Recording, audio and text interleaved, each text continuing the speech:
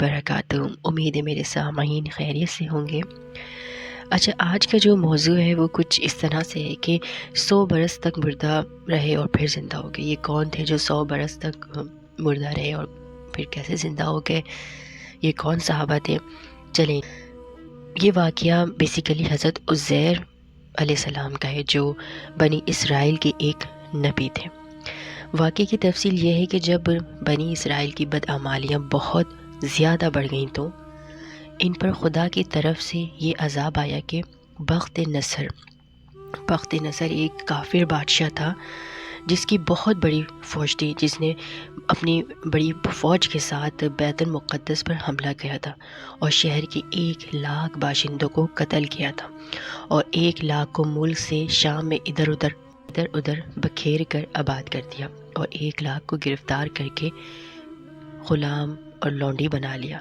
حضرت عزیر علیہ السلام بھی انہی قیدیوں میں سے تھے۔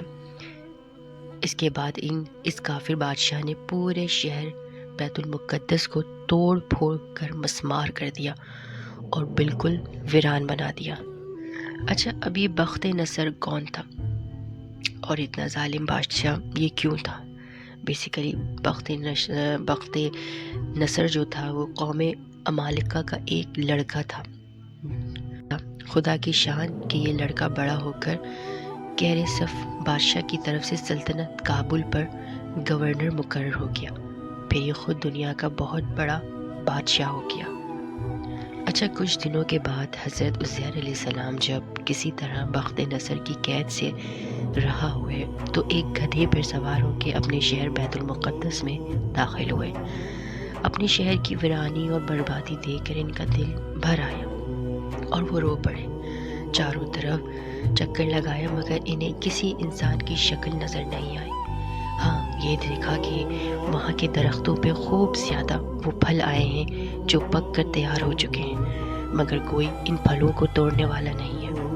یہ منظر دیکھ کر نہایت ہی حسرت و افسوس کے ساتھ بے اختیار آپ کی زبان مبارک سے یہ جملہ نکل پڑا کہ انا یحیی ھذہ اللہ بعد موتھا، یعنی اس شہر کی ایسی بربادی اور ویرانی کے بعد بھلا کس طرح اللہ تعالیٰ پھر اس کو آباد کرے گا۔ پھر آپ نے کچھ پھلوں کو توڑ کر تناول فرمایا اور انگوروں کو نچوڑ کر اس کا شیرہ نوش فرمایا۔ پھر بچے ہوئے جو پھل تھے وہ اپنی جھولی میں ڈال لیے اور بچے ہوئے انگوروں کے شیرے کو اپنی مشک میں بھر لیا اور اپنے گدھے کو ایک مضبوط رسی سے باندھ دیا اور پھر آپ درخت کے نیچے سو گئے، یعنی آرام فرمانے لگے، اور اسی نیند کی حالت میں آپ کی وفات ہو گئی۔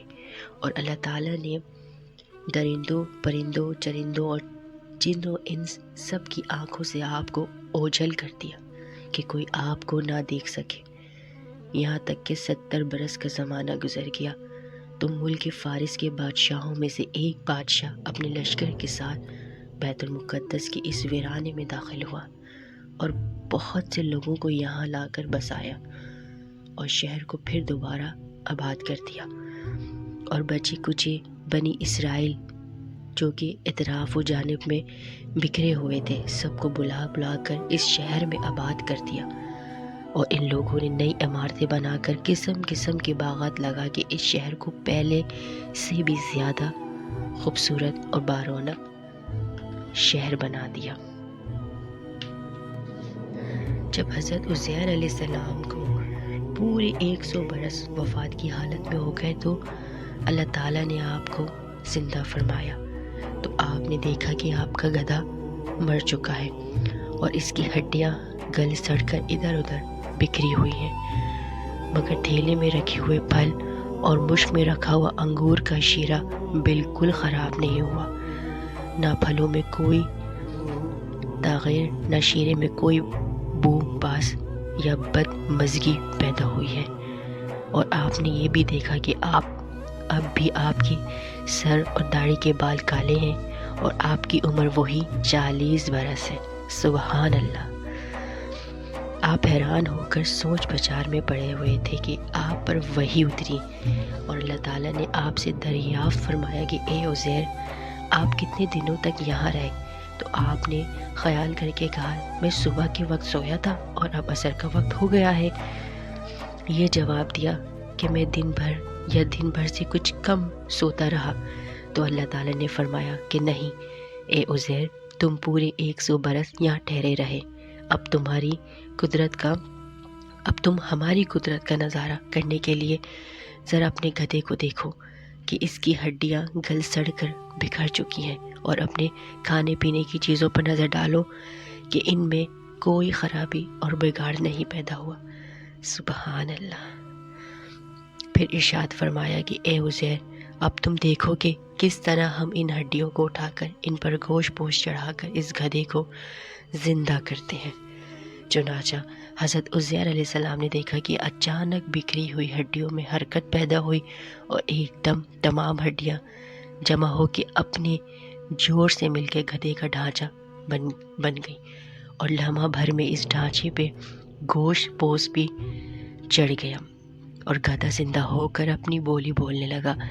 یہ دیکھ کے حضرت عزیر علیہ السلام نے بلند آواز میں یہ کہا، اعلم ان اللہ علی کل شیء قدیر، میں خوب جانتا ہوں کہ اللہ سب کچھ کر سکتا ہے۔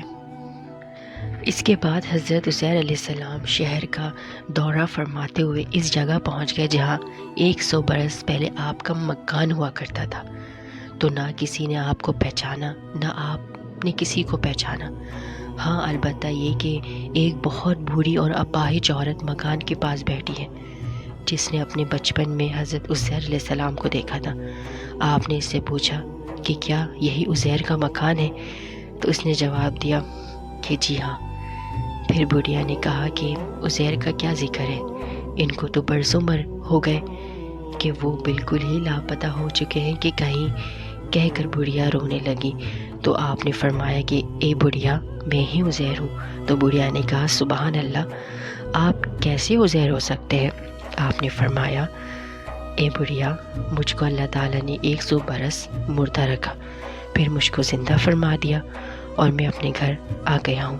تو بڑھیا نے کہا حضرت عزیر رضی اللہ تعالیٰ عنہ تو ایسے باکمال تھے کہ ان کی ہر دعا مقبول ہوتی تھی۔